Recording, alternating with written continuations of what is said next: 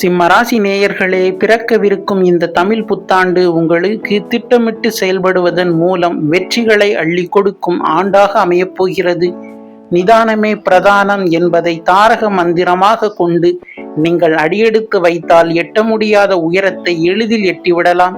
இந்த ஆண்டு தேவையற்ற ஆரவாரங்களை தவிர்த்து ஒவ்வொரு காரியத்தையும் அமைதியுடனும் தீர்க்கமான திட்டமிடலுடனும் அணுகுவது உங்களை சமுதாயத்தில் உயர்ந்த இடத்திற்கு அழைத்துச் செல்லும்.